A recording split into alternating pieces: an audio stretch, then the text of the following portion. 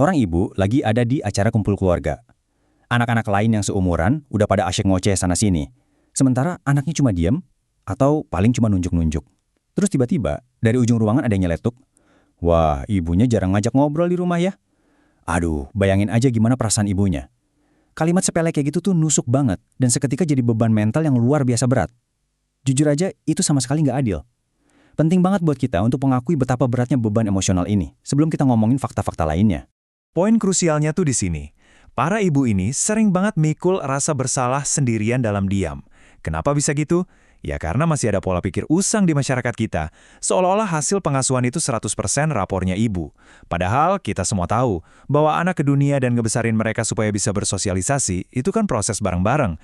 Nyalahin satu pihak doang waktu ada tantangan, itu sama sekali nggak bakal bikin si anak tiba-tiba lancar ngomong. Nggak kan? Yang ada, mental sang ibu malah hancur. Padahal justru di saat-saat kayak gini, ibu itu butuh banget yang namanya support system. Nah, sekarang mari kita geser sedikit dari tekanan sosial ini dan beralih ke sains. Karena ternyata, sains punya jawaban yang bisa banget ngelepasin rasa bersalah para ibu tadi. Kalau kita benar-benar paham apa yang terjadi di dalam otak dan tubuh anak, realitanya tuh membebaskan banget.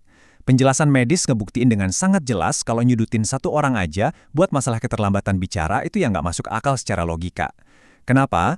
Karena proses seorang manusia buat bisa ngeluarin satu kata yang ada maknanya, itu adalah sebuah keajaiban biologis yang melibatkan sistem yang super-duper rumit. Perkembangan bicara itu ibarat nyusun teka-teki raksasa, kepingannya banyak banget. Ada faktor biologis bawaan si anak, ada genetik turunan, terus lingkungan tempat dia beraktivitas sehari-hari, belum lagi seberapa banyak stimulasi yang dia dapat, gimana interaksi sosialnya, sampai kondisi neurologis spesifik yang mungkin dia punya. Gila kan? Keenam elemen ini tuh kerja bareng kayak roda gigi di mesin yang sangat kompleks di dalam otaknya. Jadi kemampuan buat memproses bahasa itu bergantung banget sama orkestra besar ini. Bukan cuma gara-gara satu orang tuanya kurang cerewet di rumah. Ini tuh sebuah ekosistem besar yang saling nyambung satu sama lain. Mari kita berbesar salah satu kepingan teka-teki tadi, yaitu faktor genetik. Fakta yang mungkin bikin kaget banyak orang adalah masalah komunikasi anak itu erat banget kaitannya sama DNA dan riwayat keturunan keluarga. Dan hal yang sering banget dilupain masyarakat adalah warisan genetik anak itu kan nggak cuma datang dari ibunya doang, bener nggak? Pihak ayah itu ngasih kontribusi genetik yang bener-bener sama besarnya, literally 50-50. Jadi kalau misal di keluarga ayah ada riwayat telat bicara, yaitu potensinya sama besarnya untuk turun ke anak. Fakta tadi ngebawa kita ke satu kesimpulan yang sangat tegas dari para ahli. Kalau ada anak telat ngomong, alasannya itu bukan sekedar karena ibunya kurang ngajak ngobrol. Enggak. Ini tuh mitos sosial yang toksik banget. Dan kita harus stop nyebarin mitos ini sekarang juga. Ngerangkum proses kompleks di otak anak cuma jadi satu kesimpulan dangkal kalau ini salah ibunya, itu benar-benar jahat sih menurutku. Ingat ya, anak tuh nggak belajar ngomong dari satu sumber suara aja. Mereka nyerap dunia di sekeliling mereka secara utuh. Oke, kalau ini bukan cuma tugas ibu, terus kita harus lihat kemana dong? Jawabannya udah pasti, peran sang ayah. Nah, di titik inilah, dinamika pengasuhan tuh jadi makin menarik buat dibedah. Ayah itu posisinya bukan sekedar asisten pengasuhan di rumah ya. Ayah adalah setengah dari persamaan, yang perannya sama-sama vital. Waktu anak belajar bahasa, mereka tuh butuh banget variasi interaksi. Suara ayah yang lebih berat, intonasinya yang beda, gaya bercandanya yang khas, itu semua ngasih dimensi komunikasi baru, yang super penting buat nambah kosakata otak anak yang lagi berkembang pesat. Terus prakteknya di rumah gimana? Santai aja, nggak perlu pakai teori akademis yang ribet kok. Ada 4 langkah harian sederhana buat para ayah yang dampaknya itu luar biasa besar. Pertama, sering-sering ajak anak main. Karena buat anak-anak, main itu ya cara mereka komunikasi. Kedua, biasain ngobrol rutin. Ceritain aja ayah lagi ngapain, walau anaknya belum bisa ngebales. Ketiga, respon emosi anak. Kalau dia nangis atau ketawa, kasih validasi yang tepat.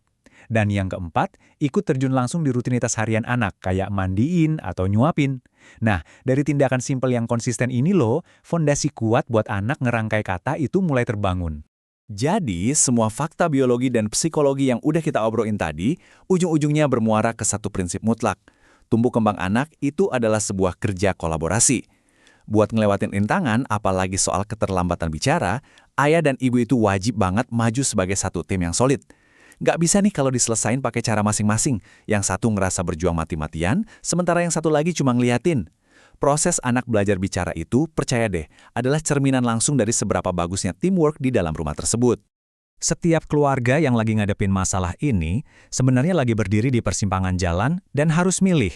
kalian bisa milih jalan pertama, yaitu ngabisin energi dan emosi buat saling nunjuk, nyari kambing hitam, atau masukin ke hati omongan tetangga. Atau kalian bisa milih jalan kedua, saling mendukung.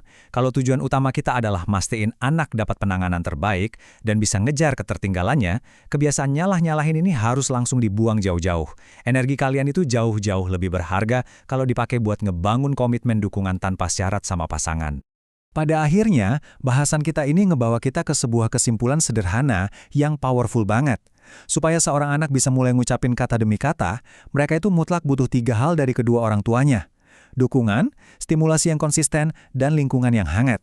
Perlu diingat nih, kemampuan bicara itu nggak akan pernah mekar di rumah yang penuh ketegangan, saling tuduh atau stres yang dipendam. Anak tuh butuh ngerasa aman secara emosional. Dan lingkungan ideal yang menenangkan kayak gini cuma bisa terwujud kalau ayah dan ibu bergerak bareng saling melengkapi. Nah, sebagai penutup, aku punya satu pertanyaan besar buat kalian. Gimana sih cara kalian bisa ngubah dinamika keluarga hari ini buat lebih ngedukung perkembangan anak? Ini bukan sekedar pertanyaan numpang lewat ya.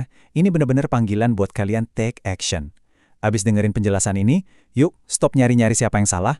Coba deh temuin pasangan kalian, bagikan insight ini, dan mulai ambil langkah kolaboratif sekarang juga di rumah kalian sendiri. Karena masa depan komunikasi anak kalian sejatinya sangat bergantung pada gimana kalian berdua milih buat berkomunikasi dan bekerja sama sebagai satu tim. Makasih udah nyimak bahasan kali ini, dan teruslah bangun ruang yang hangat buat keluarga kalian ya.